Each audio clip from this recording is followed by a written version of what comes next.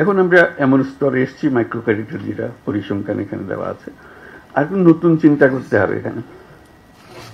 Micro credit bank স্থাপন, এটা এখন এনজিও,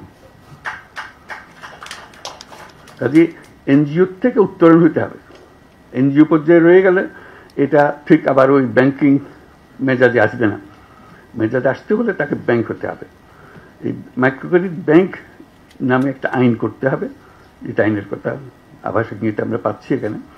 এটা পরিষ্কারভাবে এটা নতুন একটা ব্যাংক হতে হবে, নতুন একটা আইনে। সেটা regulatory authority, micro credit regulatory authority হতে পারে, ভিন্ন অথরিটি হতে পারে, কিন্তু we need a separate banking law. যেখানে এখন যেটা পরিসংখ্যানে দেখছেন, তারা সদস্যদের সঞ্চয় নিতে পারে, বাইরের কারোর ডিপোজিট নিতে পারে না। এটা একটা তার সীমাবদ্ধতা। ফলে সীমাবদ্ধতার ফলে তাকে ওপরের কাছে হাত পাততে হয়, দায়বদ্ধ হতে হয়। কেন হবে? সে এত সুন্দর ব্যাংকিং করে, আরেকজনের হাতে হাত পেতে কেন করবে?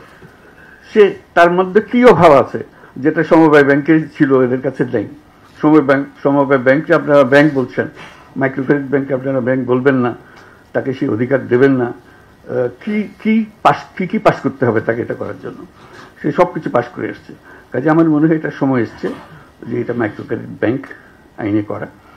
এরকম একটা প্রস্তাব একটি দেশকে দিতে গিয়ে বিপদেও পড়ছি আমি। সে খুব বিপদের কথা বলি। তারা বহু বিরাট বিরাট মাইক্রো ক্রেডিট প্রোগ্রাম করেছে, সারা দেশ জুড়ে করেছে, বিশাল দেশ। ওই মাইক্রো ক্রেডিটের মধ্যে আলাদা করে রেখে দিয়েছে। তাহলে বলি এত সুন্দর কাজ করছে, এত বড় বড় কাজ করছে, তোমরা একে ব্যাংকিং লাইসেন্স দাও না কেন? কি অভাব তাতে? বলে যে না, একটা মাইক্রো ক্রেডিটের বাইরে ওরা পারবে না। আমি যদি দিয়ে দেখো তো একবার। তো সেইটার থেকে প্রস্তাব দিলাম অন্তত 10টা top bank micro credit organisation, যেগুলো তোমরা ইতিমধ্যে লাইসেন্স দিয়েছো মাইক্রো ক্রেডিট অপারেট করার জন্য, এগুলো বিশাল আকারে করছে, তাদেরকে পরীক্ষামূলকভাবে লাইসেন্স দাও।